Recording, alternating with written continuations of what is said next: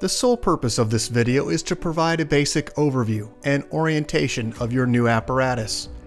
This video is not intended to act as or replace individualized driver-operator training.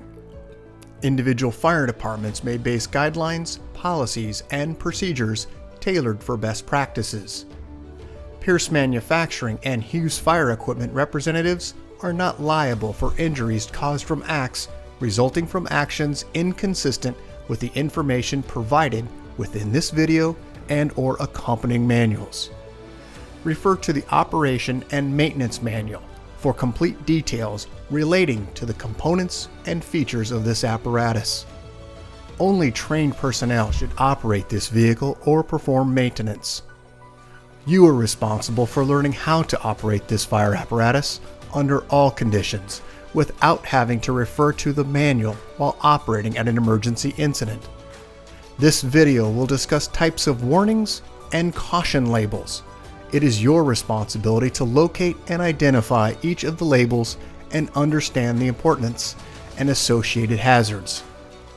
Warning labels will point out procedure that must be taken or action that must be avoided to guard against the possibility of serious injury or death. Caution labels will advise you that there is a risk of damage to property if certain precautions are not followed. Continuous training, reviewing of operation and service manuals, developing good standardized practices will assist driver operators with a more complete understanding of the components and operation of this fire apparatus. As the driver operator of this vehicle, you are responsible for understanding the function of each component of the apparatus, maintaining control of the fire apparatus at all times while in operation, make operational and functional changes while operating at an emergency without having to read operator's instructions or safety warning labels, operate manual override and emergency shutdown procedures immediately if a component fails to operate properly. Components location may vary with each Pierce fire apparatus. Review the exact location of each component prior to operation. Major inconsistencies between your vehicle and the information contained in this video should be directed to your sales representative. Safe operation of any vehicle is the responsibility of the driver operator.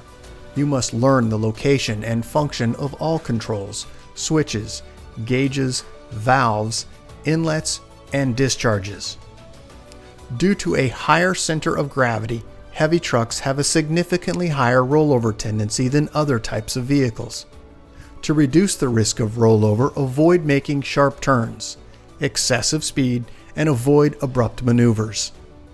In the event of a rollover crash, an unbelted person is significantly more likely to become injured or die than a person wearing a seatbelt. In the event of a crash, unbuckled occupants can also become a hazard to other occupants, as they may be thrown around inside the cab. Seatbelts are required while in operation. Please refer to your warranty certificates for details and information enclosed in your manuals. Customer-installed equipment must be mounted to withstand road travel and comply with NFPA 1901. Modifications such as drilling holes or welding to structural frame components of the chassis are not permitted. Contact Pierce for instruction and review of non-structural sheet metal or other dissimilar metals for modification. Follow the radio installation guide for further assistance on installing or mounting electronics. Before placing your new apparatus into service, perform a primary inspection of key components of the apparatus, including all fluid levels, anti-lock braking systems, electronic stability control, and automatic traction control. Weigh your apparatus to ensure that it conforms to axle and brake ratings. Never exceed the gross axle rating printed on the label inside the cab. Exceeding these ratings could lead to reduced component life, personal injury, or death. Review the use of auxiliary braking systems, compression brake, exhaust brake, electronic retarder, and hydraulic retarder. Before placing the apparatus in service, refer to the operational maintenance manuals. Information on the operation and maintenance functions for the components such as the pump, pressure governor, and foam systems, along with other options, is provided in either the Pierce manuals and/or other manufacturer support information delivered with the apparatus. If you need more information, please contact Hughes Fire Equipment. Congratulations, Payette, Idaho, on your new fire apparatus, job number 32893. Please utilize this 5-digit job number when referencing your apparatus with Hughes Fire Equipment and Pierce Manufacturing. We'll get started on a brief orientation of your new apparatus. Let's start at the front of the apparatus. Just under the front bumper, you'll find dual air horns.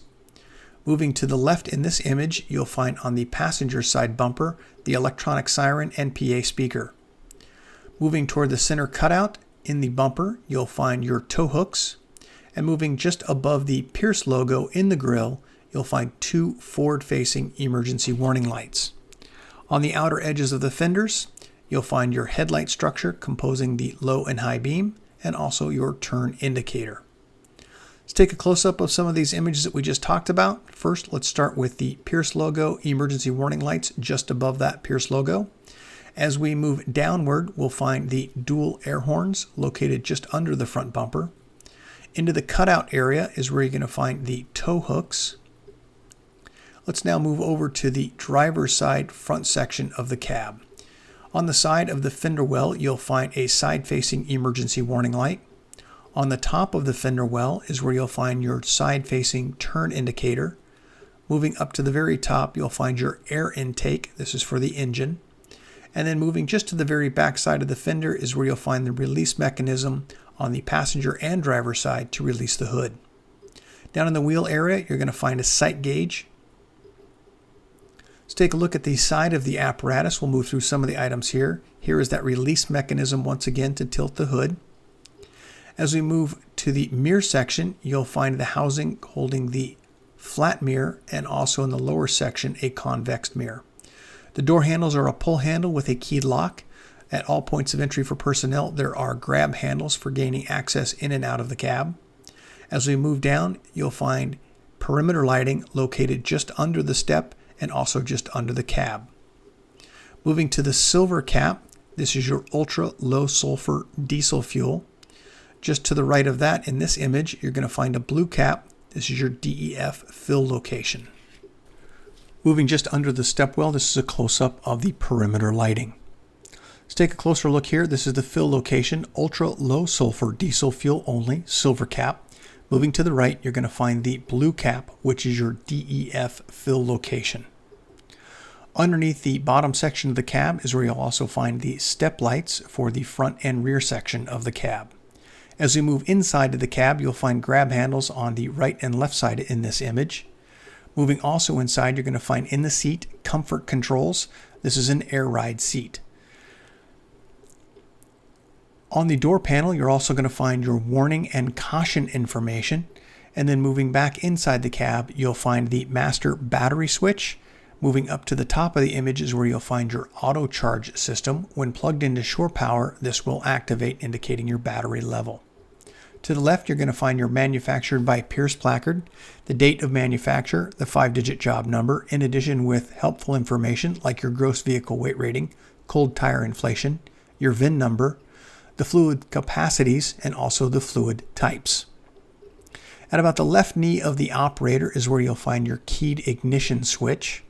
Moving up onto the dash panel itself, you're going to find this black placard indicating your height 9 feet 10 inches, your length 32 feet 2 inches, and gross vehicle weight rating of 41,600 pounds.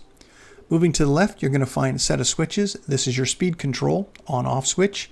Just down from that, you'll find the Resume Excel, or lower section, you'll find the Set Coast switch. As we move further down, you'll find your running lights and also your parking lights. Down at the very bottom, the last switch, you're going to find the increase or decrease for your speed control.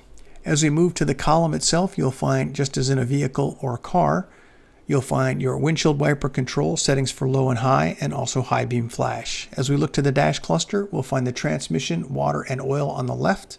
On the right-hand side, you're going to find your DEF level and also your fuel level. and then air for front and rear tanks. You'll also find in the center your tachometer and speedometer and diagnostic information digitally displayed.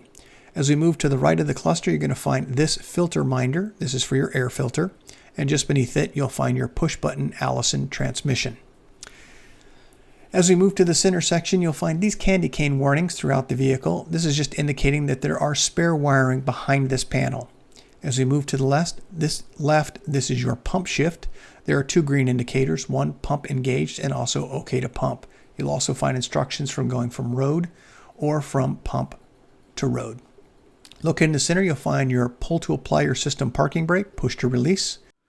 Moving further to the right, you'll find a set of switches, first being your differential lock, mirror heat. All the way to the very far right, you'll find your regen information. And then moving further to the right, we're going to find all of your switches associated with all of your work lights, scene lights, and also floodlights. Further to the right, you'll find two indicators, one low voltage, and the next one to the very far right, you'll find an open compartment.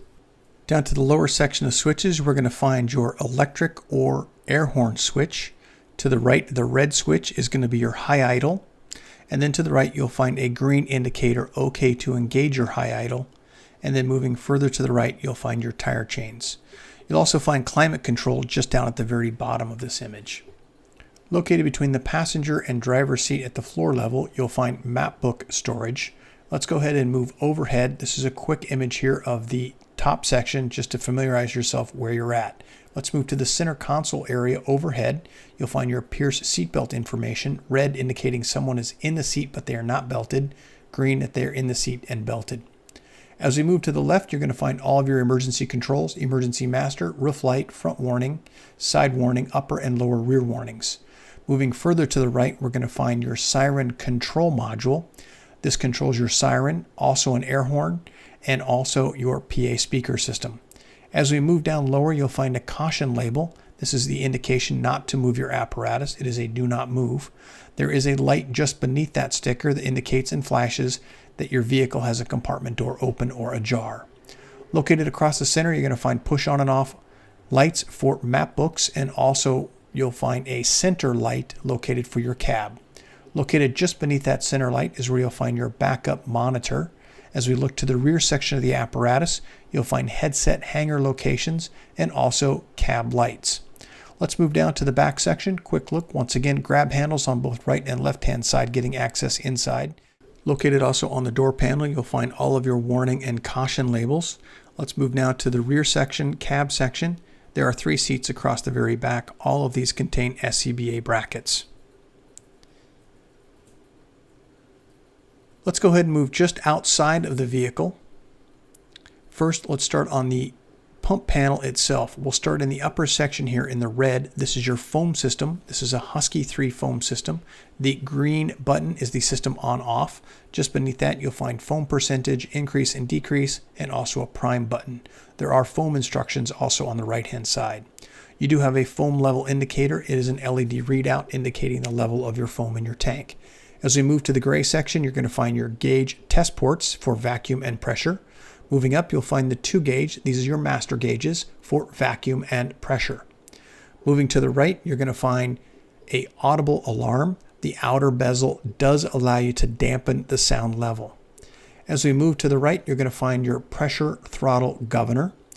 There are also indications here that your pump is properly engaged in the digital readout and it is okay to pump. In the red is the idle button. Moving to the right, you can have the ability to set presets.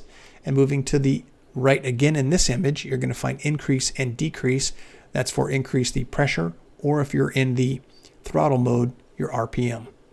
Down in the blue section, you're going to find the menu button to allow you to scroll through the various functions. It also operates as the silence button. Located in the center, you'll find the mode, which is green, either PSI or RPM. That's the 2 lights down at the very bottom. And then across the very bottom of this pressure throttle governor is where you'll find all of your engine diagnostic information. Let's move to the right. If your pump is properly engaged, you'll find this pump engaged indicator light illuminating. As we move down to the left, we're going to find speed lays for crosslay 1 and 2, and then also your 2.5-inch crosslay. As you can see, they're also clearly color-coded and labeled. These are all foam capable. Let's move to the right where you'll find your Husky 3 foam specifications placard. You'll also find in pink, this is your deluge discharge. I would like to point out to the right, there is a warning label here regarding pressurized hazard. And remember when removing a cap to relieve the pressure on that cap. Let's move further to the right in this image here where we're going to find our driver's rear discharge, 2.5 inch. You'll also find the real discharge, water foam capable, and also your water tank level indicator. As we move to the left lower section, we're going to find the 2.5. This is number 1, number 2, and number 3. Once again, all 2.5 inch discharges. In the center, you're going to find a warning label that only trained personnel should operate this equipment only after they've read the owner's manual and have properly been trained. To the right, you'll find your primer for the fire pump and also some priming instructions here that you should be at least 1,000 RPMs while engaging the primer. To the right, you're going to find your tank fill recirculating line. Further to the right, you'll find your tank to pump. And then just up and above the two of these levers, you're going to find your engine cooler. This is a twist, not a pull. This is your engine cooler. Let's move down from this location all the way to the left. Quick look at what we're going to be talking about next. And we'll go through the set of images here. Let's first start with the red shore inlet. That's the red cover. As we move to the right, the number 1 and number 3 2.5 inch discharges. We'll move to the center section here where you'll find first this placard, which is an indication of your pump. For 150, 200, and 250 test pressures, these are the associated GPMs and also test pressures. As we move further to the right on the pump panel, we're going to find the Pierce logo, American flag eagle. This is your large diameter pump intake. Down in the red section is your Watrous placard. This indicates the type of pump you have and also the transmission model. As we move up from there, you'll find your foam system. This is the draft foam tank inlet and also the foam tank fill. Tucked away down on the right-hand side of this image, you'll find your pump drain. Let's move further to the left now in this image. We're going to find all of your associated discharge drains color-coded and labeled. Located in the center behind the chrome here is your driver's side auxiliary inlet. This is a 2.5 inch female inlet. To the right, you'll find your air shutoff. This is a twist, not a pull. And to the right, you'll find your air inlet outlet. Just beneath that, you'll find additional drains color-coded and labeled. Let's move all the way to the very far right-hand side in this image where you'll find this warning label regarding foam failure, and you should not mix different brands, types, or consistencies of foam. Just beneath that, you'll find also information here that you should place your pump shift in neutral when gaining to go to road to pump. This is your manual pump shift lever. Up in the compartment, you're going to find your foam drain. You'll also find this yellow handle or lever. The instructions here on the left-hand side of the door will give you information on foam fill operations and drain information. Let's now move up to the very top section. On the left-hand side are all of your associated speed lays or crossloads, and then you have grab handles to gain access to go aloft. Let's take a look at the body section here. At the very top, you'll find your troughs for your rigid suction hoses, and then you'll also find bottle storage locations in front of and rear of the rear wheel. In the very center, you'll find an emergency warning light side facing, and in the upper right-hand corner in this image, you'll find your emergency warning light. Down in the lower section are your folding wheel chock storage location. Let's take a look with the compartments open. I'd like to direct you to the L3 compartment. This is where your battery charging system is located. When plugged into shore power, this will activate maintaining your batteries. Close up here of your wheel chock storage location. You can also see just a quick image here also of your tire chains. This is just the rear section of your apparatus. We'll identify some of the items. Let's first start just underneath the tailboard where you'll find perimeter lighting here. These are for ground effect lights. Located in the center, you'll find an attachment point or tow hook. And then moving up from that location, you'll find your 3 running lights located in the center. We'll now look at the cluster of lights containing the emergency light, red brake light, yellow or amber turn indicator, and at the very bottom, your backup light. Let's move to the upper right-hand side. Just above the grab handle, you're going to find these 2 cupped switches, one rear scene lights and also your deck lights. Moving further up is where you're going to find your work light and also license plate holder. Just inside of that location at the very top of this area, you're going to find a swivel light. This does have the ability to rotate left to right and up and down. You do have folding steps on the inside locations to gain access to go aloft or for access to the top. As we move to the section just above this step is where you're going to find the 2.5-inch rear discharge. Just inside of that location to the right, we're going to find a couple of warning labels here that it's not a good idea. There are fall warning labels and also a fall hazard that you should not ride on the back of your apparatus while it's in motion. Let's move to the center section just above the Pierce logo is where you're going to find the camera for your reverse or backup section. This is the camera that you'll see in the monitor inside the cab. We're now to the passenger side. This is that light that does swivel, and just beneath it you'll find the emergency warning light. Located behind the roll-up door, you do have an adjustable shelf in the center. On the right-hand side in the rear, you're going to find two tubes. These tubes are for long-handled tool storage. To the right, you'll find a 10-foot folding ladder or attic ladder. You'll also find a 24-foot extension ladder. And then to the right, you'll find a 14-foot roof ladder. Let's move around now to the right side of the vehicle. Here's an image with those compartment doors in the open position. I would like to point out just below the marker light here, you'll find a warning label. This is regarding extremely hot diesel exhaust temperatures, and be cautious where you park your vehicle. As we move to the cab section of the vehicle and also the midsection, we'll identify these areas. First, let's start with the tubbed hose storage location. This is midship location at the pump panel. Moving all the way to the top pump panel, you'll find your access to gain aloft inside the top of the pump, and then on the right you'll also find your rewind push button. As we move down left in this image, we're going to find an additional pan door. This allows you to gain access to your relief valve. Just inside the door you can see the stainless steel nut. This is your set screw for that adjustment. As we look also, you'll find a warning label here regarding pressurized caps and the associated hazards while removing a cap under pressure. Those were the 2.5 inches, and just beneath that, these are all your discharge drains. As we move up, you'll find grab handles, and at the very top, you'll find your booster line or red line. Located at the very top of the officer's window, you'll also find a downward-facing mirror for the driver. Just a couple images here as we look inside the cab section here. This is the rear where the 3 seats are across the back cab wall. There are intercom system located that hang from above on the roof area. As we move to the front section of the cab, just under the officer's seat is where you're going to find a glove box. Let's move back toward the dash area. About the dash where you'd find the cup holders, you'll find the air horn, and then just beneath that you'll find your vehicle data recording port, and then also you'll find 2 audible alarms. One has the ability to have sound dampened and the other does not.